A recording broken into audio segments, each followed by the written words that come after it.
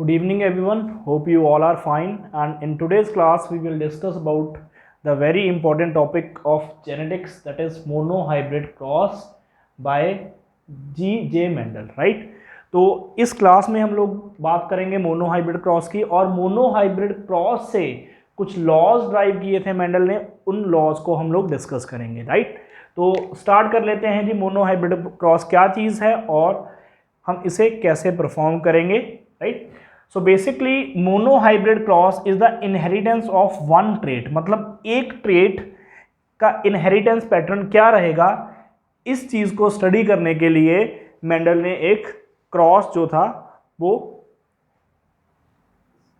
Perform किया, एक cross perform किया जिसमें उसने सिंपली एक करैक्टर को कंसिडर किया और उस करैक्टर का क्या इनहेरिटेंस पैटर्न रहता है, कैसे वो इनहेरिट होता है, इस चीज़ के बारे में स्टडी किया। ठीक है जी, तो इसको थोड़ा सा सिंप्लीफाई कर लेते हैं। मान के चलो कि आपके पास एक टॉल प्लांट है। मैं आपको बता दूं कि पी प्लांट के ऊपर ये जो एक्सपेरिमेंट था वो परफॉर्म किया गया था, और पी प्लांट की काफ़ी सारी वैरायटीज अवेलेबल थी, राइट। तो एक टॉल प्लांट है हमारे पास और एक है हाइट में थोड़ा शॉर्ट, और इसको हम कहेंगे ड्वार्फ प्लांट। एक टॉल है, एक ड्वार्फ है, राइट। अब बड़ी सिंपल सी बात है कि अगर हम लोगों ने टॉल प्लांट से सीड लिए और उनको ग्रो किया, तो अल्टीमेटली आपके पास कौन सा प्लांट बनेगा, टॉल बनेगा, इसमें कोई दो राय नहीं है, ओके। सेकेंडली, अगर आप लोग ड्वार्फ प्लांट से सीड लोगे तो आपको आगे की जनरेशन में ड्वार्फ प्लांट ही देखने को मिलेगा, ठीक। और ये ऐसा तभी होगा जब ये वाला जो टॉल प्लांट है ये प्योर टॉल है, राइट, तभी आपको ये एक टॉल प्लांट देखने को मिलेगा, राइट, क्लियर। अब इसके बाद क्या हुआ कि इस टॉल प्लांट को ड्वार्फ प्लांट के साथ क्या करवाया गया, क्रॉस, मतलब यहाँ पर क्रॉस पॉलिनेशन करवाई गई। तो क्रॉस पॉलिनेशन सिंपली क्या कर सकते हैं कि इस प्लांट के पोलन ग्रेन्स उठाए और यहाँ पर डस्ट कर दिए, क्लियर, मतलब इस प्लांट के पोलन ग्रेन्स उठाए और यहाँ पर डस्ट कर दिए। और ऐसा करने से पहले क्या होता है कि इस प्लांट के जो फ्लावर है, उनका मेल पार्ट है उसको रिमूव कर दिया गया, मेल पार्ट को रिमूव कर दिया गया, और इस प्रोसेस को बोलते हैं that is called as emasculation, right, sorry, that is called as emasculation. तो यहाँ पर क्या किया गया जी, टॉल प्लांट है, ये ड्वार्फ प्लांट है, इसके पोलन ग्रेन्स यहाँ से उठाए गए और यहाँ पर डस्ट कर दिए गए, ठीक। और तो बड़ी सिंपल सी बात है कि ये हमारे पास हो गए पेरेंट प्लांट, ये हो गया मेल प्लांट और ये हो गया फीमेल प्लांट। क्यों? क्योंकि यहाँ से हम लोगों ने पोलन ग्रेन लिए हैं और यहाँ पर डस्ट किए हैं, तो ultimately this will be the female plant, और यहाँ पर सीड की डेवलपमेंट होगी। और इस प्लांट से जब सीड्स को लेके ग्रो किया गया तो दूसरी जनरेशन में सारे हमारे पास टॉल प्लांट आ गए, ओके।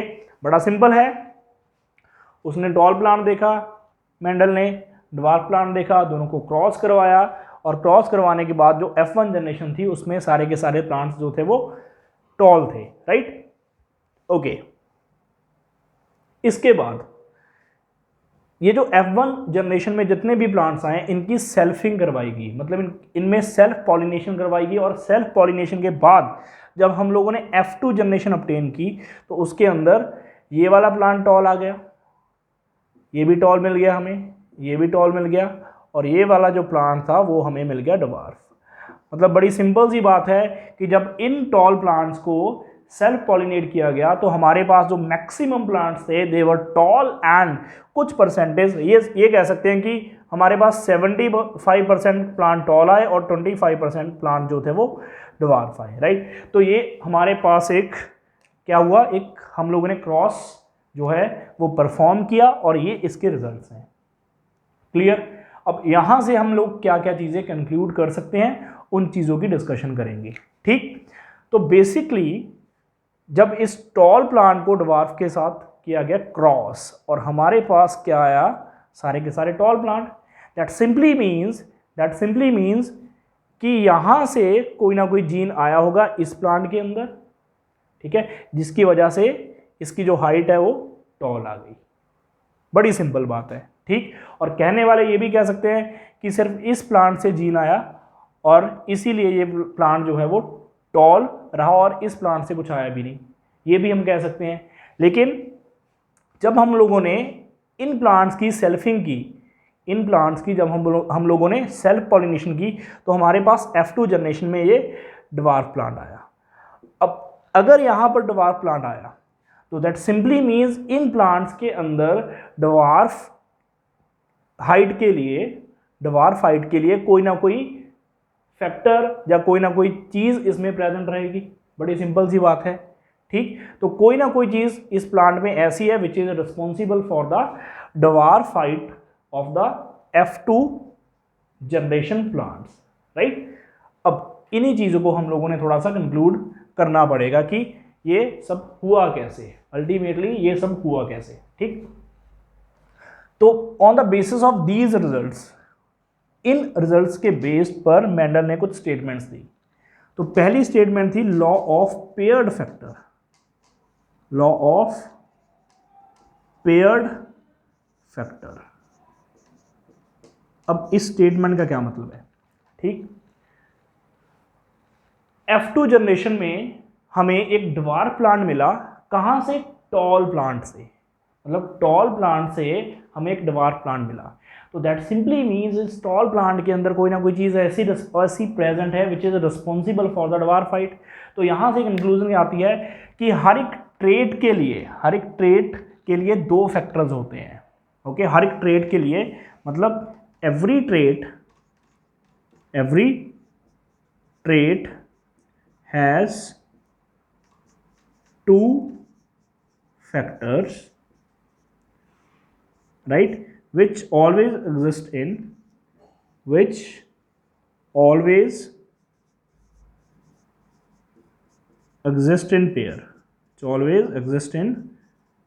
pair, देखिए कैसे। अब इस प्लांट की हाइट है जी टॉल, ठीक है ना। तो टॉल हाइट के लिए जो फैक्टर है वो तो इस प्लांट से आ गया होगा, ठीक है। अगर टॉल हाइट की बात करें तो टॉल हाइट के लिए जो फैक्टर रिस्पॉन्सिबल होगा वो तो इस प्लांट से आ गया होगा। लेकिन इन प्लांट से ये जो ड्वार्फ प्लांट हमारे पास बना है उसके लिए जो फैक्टर है वो यहाँ से आया है, ठीक है। तो बड़ी सिंपल सी बात है, जो हाइट हमारे पास जो एक करैक्टर है, राइट, उसके लिए हमेशा उसके दो फैक्टर्स होते हैं। मतलब every trait has two factor which always exist in pair. और ये भी कह सकते हैं कि अगर मैं अपनी बात करूं, राइट, अगर मैं चलो लेट्स से एक आई कलर की बात कर लेते हैं। आई कलर एक करैक्टर है और ये ब्लैक है, मेरा आई कलर जो है वो ब्लैक है। अब इस आई कलर के लिए एक जीन या एक फैक्टर मेरे फादर से आया होगा और एक जीन या एक फैक्टर मेरी मदर से आया होगा, राइट। तो बड़ी सिंपल सी बात है कि किसी भी ट्रेट के लिए या किसी भी करैक्टर के लिए दो फैक्टर्स होते हैं, right. So that is the law of paired factor. तो ये हमारे पास पहला लॉ था, वो जो है इस पूरे एक्सपेरिमेंट से ड्राइव हो गया। दूसरा लॉ है law of segregation, law of segregation. अब इसका मतलब क्या है, what is the law of segregation, ठीक। देखिए, अगर ये हमारे पास एक टॉल प्लांट है, ठीक है, ये हमारे पास ड्वार्फ प्लांट है, ठीक है जी। अब इसके अंदर टॉल हाइट के लिए भी दो फैक्टर्स होंगे, ठीक है। एक कहाँ से आया होगा, मेल प्लांट से, और एक इसके अंदर आया होगा फीमेल प्लांट से। मतलब एक मैटरनल एक पैटर्नल, ठीक। और उन फैक्टर्स को हम लोग रिप्रेजेंट करेंगे with the help of alphabets. तो here I will denote the factors with the help of alphabets. तो दो मैंने यहाँ पर अल्फ़ाबेट यूज़ किए हैं, that is capital T, and this capital T represents the factor, this capital T represents the factor, ठीक है जी। और यहाँ पर इसके जो फैक्टर्स हैं that I will represent with the small alphabet. क्यों? क्योंकि F2 जनरेशन में जो ड्वार्फ हाइट थी वो एक्सप्रेस नहीं हो पाई, इसीलिए वो एक रिसेसिव ट्रेट या करैक्टर हो गया, क्लियर। और इसीलिए इसको मैंने स्मॉल अल्फ़ाबेट से रिप्रेजेंट कर दिया, और यहाँ पर जो टॉल हाइट है उसको मैंने कैपिटल अल्फ़ाबेट से रिप्रेजेंट कर दिया। ठीक, तो डोमिनेंट जो फैक्टर होता है उसको हम लोग कैपिटल अल्फ़ाबेट से रिप्रेजेंट करेंगे, एंड जो रिसेसिव है उसको हम लोग जो है वो स्मॉल लेटर से रिप्रेजेंट करेंगे। ठीक, अब बड़ी सिंपल सी बात है कि एक फैक्टर इस प्लांट के अंदर, एक फैक्टर कहाँ से आया होगा, मेल प्लांट से, और एक फैक्टर कहाँ से आया होगा, फीमेल प्लांट से। ये कुछ ऐसा बन गया। ठीक, यहाँ पर भी सेम हुआ, one factor from the male, one factor from the female, one factor from male, one factor from female, right. तो इस तरीके से ये जो फैक्टर्स थे वो इन प्लांट्स के अंदर आए होंगे। Is it fine? बड़ा सिंपल फंडा है यहाँ पर। ठीक, अब बड़ी सिंपल सी बात है कि ये जो दो फैक्टर्स हैं ये पेयर में हैं, ये जो दो फैक्टर हैं वो भी पेयर में हैं। तो अगर इन दोनों में से एक फैक्टर आगे जाएगा और इन दोनों में से एक फैक्टर आगे जाएगा, तो इन फैक्टर्स को क्या होना पड़ेगा, अलग होना पड़ेगा, राइट। तो बड़ी सिंपल सी बात है, यहाँ से फैक्टर यहाँ चला गया और इससे फैक्टर यहाँ चला गया। ठीक है, एक जीन या एक फैक्टर इस तरीके से गया। और जाने से पहले देखो, अब ये पेयर में है, अब यहाँ पर भी पेयर में है, यहाँ पर भी पेयर में, तो बड़ी सिंपल सी बात है, जब गैमीट बनेगा तो ये जो फैक्टर्स हैं वो क्या हो जाएंगे, सेग्रीगेट होंगे, अलग अलग हो जाएंगे। ठीक, क्लियर। तो according to law of segregation, during gamete formation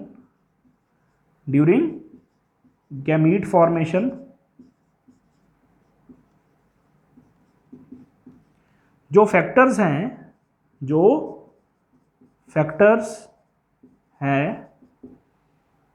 किसी पर्टिकुलर ट्रेट के लिए वो सेग्रीगेट हो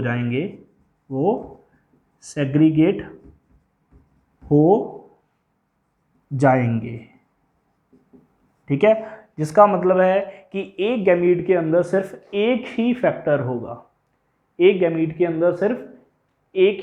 होगा, किसी पर्टिकुलर फैक्टर के लिए दो फैक्टर रिस्पॉन्सिबल है और एक गैमीट के अंदर सिर्फ एक ही फैक्टर जो है वो रहेगा। Clear? So this is law of segregation. ठीक, तीसरा लॉ, अब इसको मैं थोड़ा अरेज कर देता हूं, लॉ ऑफ पेयर्ड फैक्टर को। और तीसरा जो लॉ यहां से ड्राइव हो सकता है, that is law of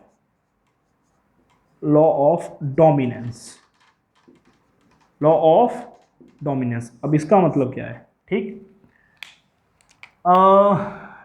tall height के लिए जो फैक्टर है वो मेल प्लांट से आया, ड्वार्फ हाइट के लिए जो फैक्टर है वो फीमेल प्लांट से आया। ठीक, इन प्लांट्स के अंदर टॉल हाइट के लिए जो फैक्टर है वो मेल प्लांट से और ड्वार्फ हाइट के लिए जो फैक्टर है वो फीमेल प्लांट से आया।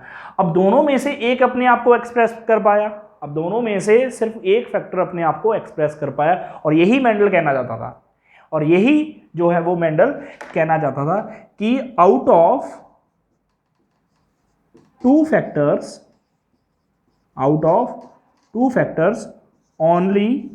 only one will express itself,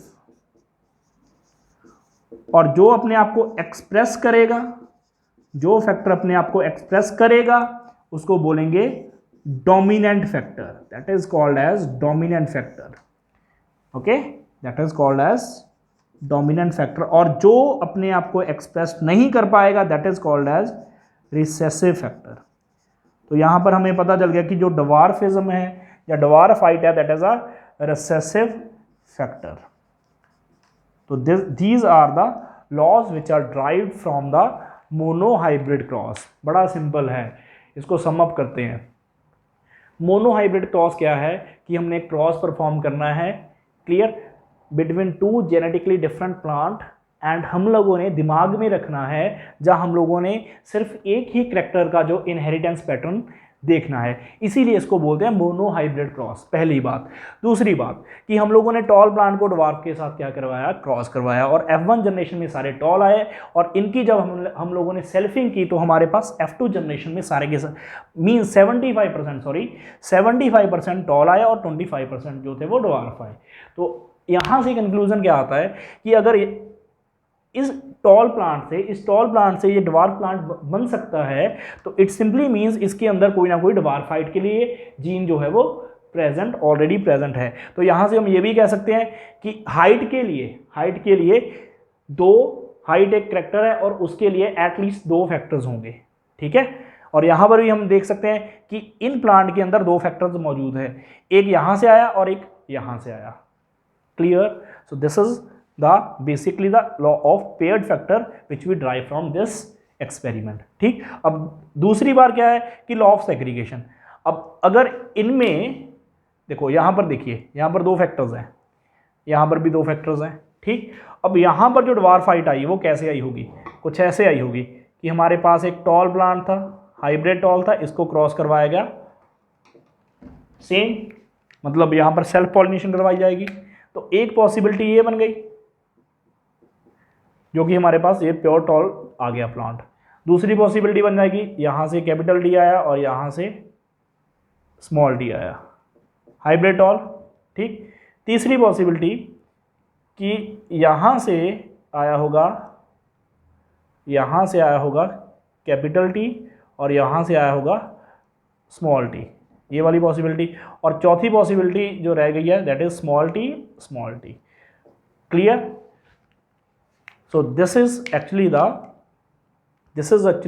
law of segregation। यहाँ से हम लोग लॉ ऑफ सेग्रीगेशन को भी बता सकते हैं, ठीक, कि 2 फैक्टर्स जो हैं वो हमेशा सेग्रीगेट होंगे। कब सेग्रीगेट होंगे और गैमीट्स में एंटर करेंगे? At the time of gamete formation. ठीक, क्लियर? और ये होता क्यों है? बड़ी सिंपल सी बात है। मेरे फादर के अंदर किसी भी करैक्टर के लिए 2 जीन्स होंगी या 2 फैक्टर्स होंगे, ठीक। और मम्मा के अंदर भी ऐसा ही होगा कि मम्मा के अंदर भी किसी करैक्टर के लिए, किसी ट्रेट के लिए 2 जीन्स जो हैं वो प्रेजेंट होंगे।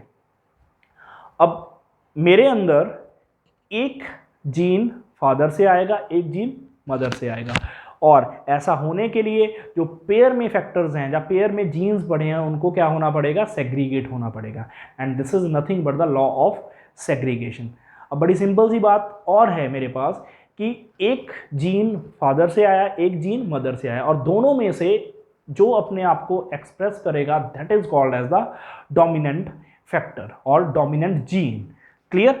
और इसी से हम लोग लॉ ऑफ डोमिनेंस जो है वो ड्राइव कर सकते हैं कि दोनों फैक्टर्स में से सिर्फ एक ही अपने आप को एक्सप्रेस कर पाएगा, एंड जो एक्सप्रेस कर पाएगा तो उसको बोलेंगे डोमिनेंट फैक्टर।